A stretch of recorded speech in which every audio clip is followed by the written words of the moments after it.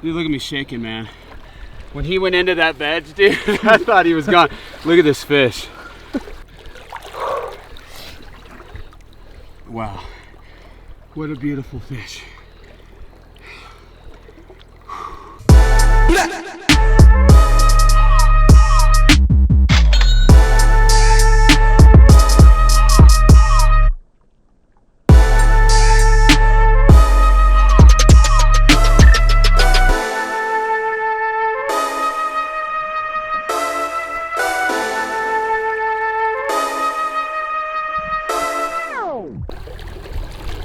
Right in that little pocket, man. Oh, look at him nosing, dude. Right against the bank. Oh my goodness.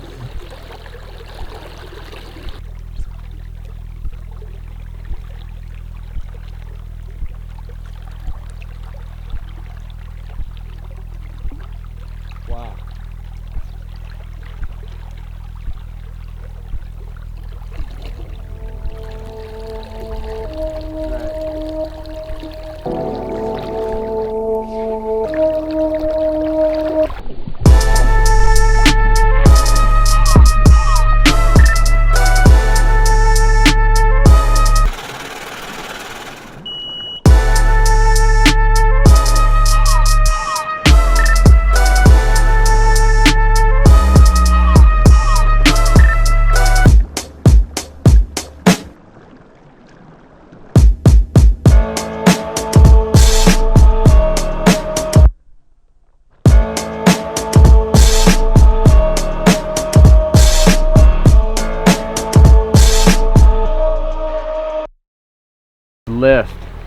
Lift and sip. Don't even play games.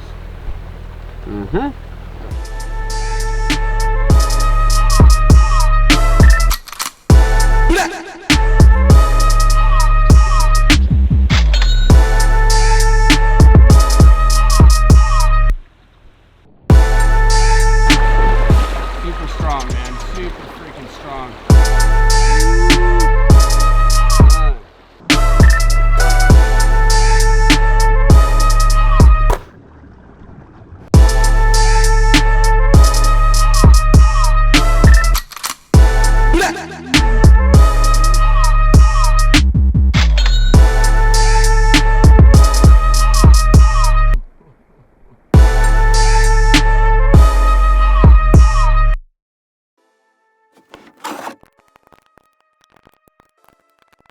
What's up, everybody? It's Yvonne with Trouts Fly Fishing, here with a good friend, Landon Mayer, man, the myth, legend himself, here to talk about 5 flies for August. You know, water's coming into shape after an extended runoff, and we're seeing, flows coming down, a lot of bugs present, yellow Sallies, PMDs, Caddis. Awesome. I mean, it's really honestly take your pick. Yeah. Tricos, saw quite a few Tricos today. Absolutely. And you know, it's a good thing for fishing over the next month.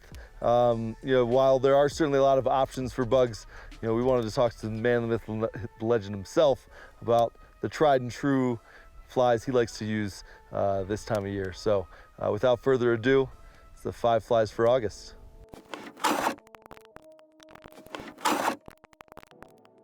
Fly number 1 and 2, or so fly numbers 1 and 2 for the month of August are going to be MAYER'S mini leech in olive and in black, right? Black? Yep, black and olive. Black and olive. Black and olive. I was once told that it's always leech season. It is. Landon, talk a little bit about the mini leech. Absolutely. No, I appreciate everything. Again, great to be on board here. The mini leech is a great imitation for whether it's high waters, low water, any season of the year, and it really is a versatile pattern all year long, which is great. Yeah. This time of year, I'm a fan of using dark silhouettes when we have a lot of the high water that starts to drop. Cool. Some of the deep runs, the fish still are conditioned to go deep water. And with that, the silhouette in different sections of the day, in different areas, the light really reflects well, so the fish see that profile. And for black, it can be ideal for nymph rigs. It can be ideal for dry fly rigs as a dropper. It can also be very effective behind a streamer, where in high water, when the fish are willing to come out, eat something, become predators, yeah, they're not as wary and conditioned as what's from above. they may see that big streamer, come over, chase it, and then trailing that is a black mini leech, and then boom, they'll come over and get it. Really does work well. And you know, for the stillwater bite, olive's one of my favorite weapons to use for the damsel season. Yeah. The damsel hatch. Makes sense. It's sick. Yeah, it's amazing. With the damsels, what's cool, and a lot of people don't realize, is damsels really do swim and migrate to shore like stoneflies, but they're doing that within 10 to 24 inches of water below the surface. Right. So if you're dealing with 1 foot, 2 feet of water, and those imitations, the larvae swimming all the way back, when that happens, the advantage you have with the mini leech and olive is that you can trail it below a nymph, or you can trail it below a dry fly, and just give it that nice steady strip and pull, get that movement, and really trigger the response. So those 2 great flies, 2 great imitations, and the key there too is we tied them on 2488H's, which is a heavy size shank and 2X strong, so you don't have to worry about anything straightening out. For sure, makes sense. Yep. I think I saw a swivel. Yes. Do you want to talk about that? A mini swivel, I do. No, it's great. I'm a fan of swivels. I was introduced to swivels doing the streamer bite, you know, preventing twisting in the leader and the tippet, allowing more freedom of motion and movement with the streamer itself. Yeah. And then if you ultimately, just like a tippet ring, if you do happen to snag and break off, you still have the main portion of the leader built, and you're just dealing with the tag or the bite tippet end. And using that for nymph rigs, I found to be very effective, especially on a smaller scale. Right. My main reason for doing the swivel is when I have patterns or imitations like the tails of Trico or a mini leech where the material can catch wind, it has a tendency to twist and really, you know, gnarly up the leader and tippet material. So it's nice to have that freedom of motion movement. And then the most important thing about that micro swivel, man, if you drop that in the water, it eliminates having to use split shot. That can be a nice balance of weight when you're only dealing with 12 inches near the film. Yeah. Makes sense. Yep. There you go, flies number 1 and 2. All right, fly number 3 for the month of August is the tungsten tube midge in black. We did an 18, I believe. 18, yep. Let's go with 18. Yep. Talk about it, Landon. Great imitation. The advantage with the tube midge, the reason I came up with this design, it just kind of hit me one evening. When you seine a river, you seine still waters, you try to grab and capture the natural food supply, and you look at it in your hand, put some water in and see how it reflects in water. And the cool thing about midges is they look as if they're encased in something clear. Yeah. So clear with some ribbing, segmentation.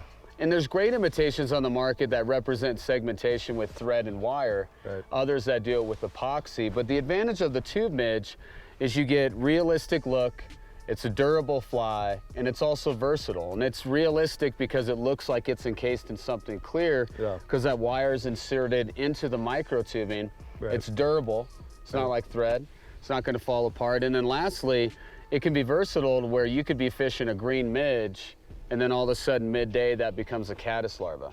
Yeah. And the beauty of black, man, is most of the midges you'll encounter on any waterway, whether it's moving or still waters, you're gonna have black midges. Right. And I don't know about you, Yvonne, but I find myself in many scenarios during the summer where I'm sucked into matching the hatch. Right.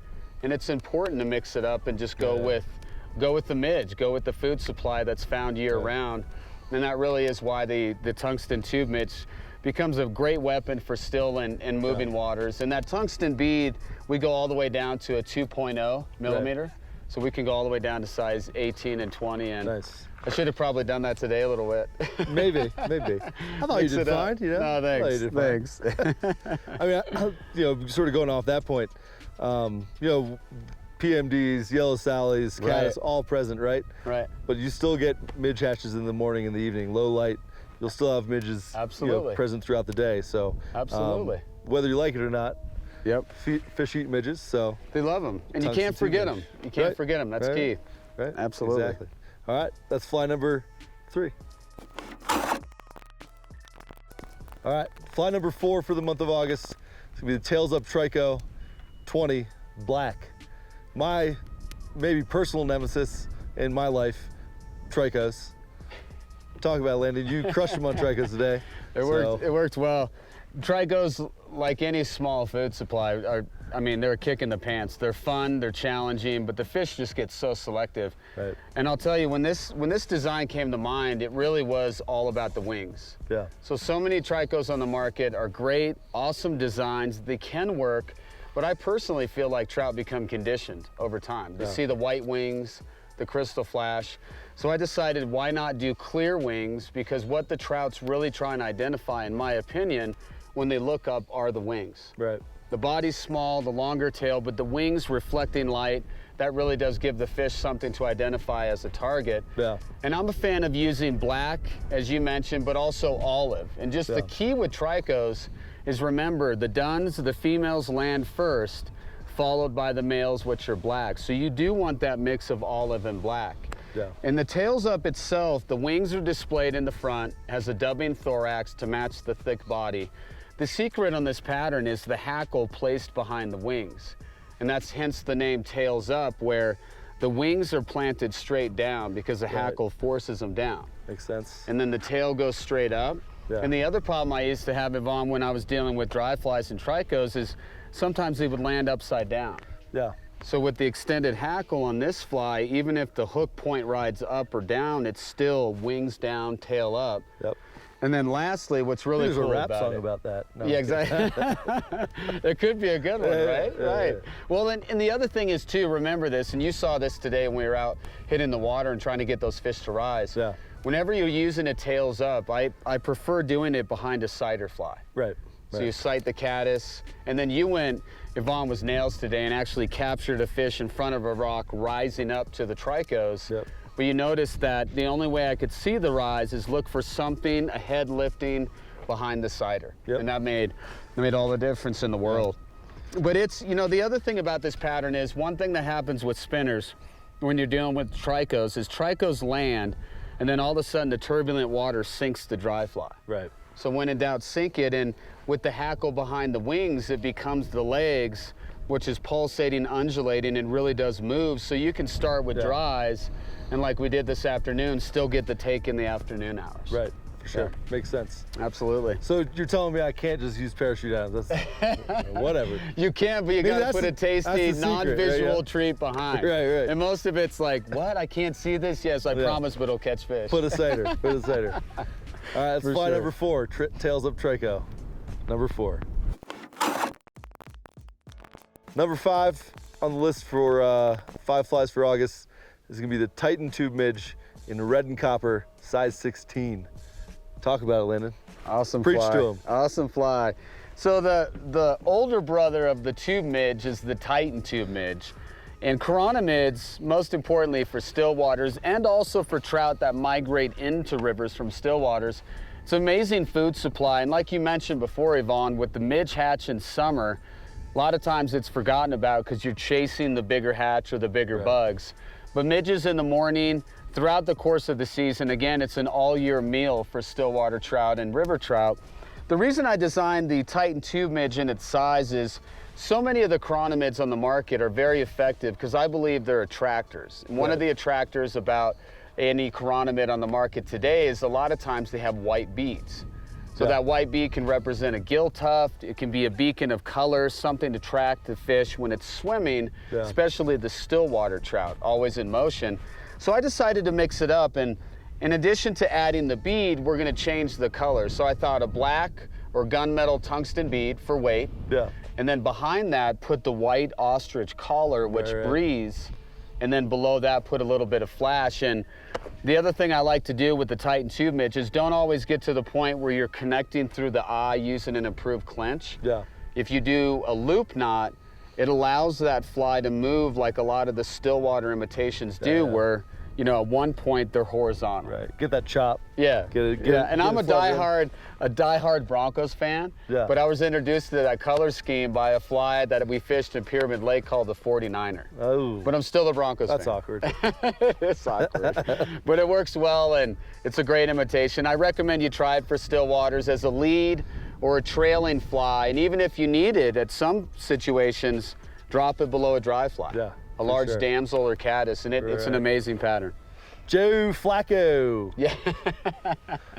Bronco season's almost here. It is. Training camp started. It's happening. You guys, like, It's there. Football's here, y'all. It's football season, almost, man. Time flies when you're having fun. Exactly. So those are the 5 flies for August. Certainly appreciate Landon dropping by, dropping some knowledge, obviously putting some good fish in the net today. You know, obviously, you know where to find us. Stop by the shop, online, troutsflyfishing.com. Landon, you got a lot of stuff going on. Where can people reach you? Absolutely. What books, what DVDs we got going on? Talk to us. Thank you, man. Thank you. The new video's Mastering the Short Game. It's mastertheshortgame.com. You can download it from Vimeo through my website, Cool. LandonMayerFlyFishing.com. It's an amazing project. 3 years in the making. Colorado, Pennsylvania, Argentina, and Tennessee. It's all teaching short game trout hunting from nymph dries and streamers. Yeah. The new book, which you guys have in the shop, I appreciate you carrying it. It's A Hunt for Giant Trout. Yep. 50 anglers contributed to that title, from Blaine Chocolate to Dave Whitlock. Yeah. It's all about being the predator inside the mind of a predator, hunting predator trout. Yeah. Pretty cool, and great information, a lot of cool stuff in the pages. I think 7 fish over 20 pounds from other anglers that have been caught and landed with the stories. It's pretty fun. It's a lot of eye candy for sure, but it's a lot of knowledge within the pages. And then last but not least, I'm happy to announce for the month of August 2019, Sight Fishing for Trout 2nd edition is out. Oh, nice. Which is great. So hell yeah. We added 8,000 words, 47 photos, a new forward by my friend and mentor, Ed Engel. Cool. Which that's available now, and you can find it on Amazon. We'll do some stuff in the shop, nice. Do some presentations about it. But yeah. I appreciate you having me on board. Appreciate all the support. It's an honor to be a part of the 5 Flies, and Yvonne, you're a class act, brother. Appreciate it. I don't know if I can say the same about Landon. I'm just kidding. One of the best, I mean, Landon goddamn Mayer. I shouldn't say that. Last time we got in trouble for that. Landon Mayer, one of the best in the business. Obviously appreciate you having spending some time with us. And absolutely. Yeah. We'll have the book in the shop, and then we'll have Landon down. Come see Landon. Learn more than you can from me. So I mean, that's good. Man. That's always good. It's a mixed bag. It's all in fun. All in good faith, brother. For sure. All right. Well, thanks for tuning in, guys. Have a good month on the water, and we'll see you around the shop.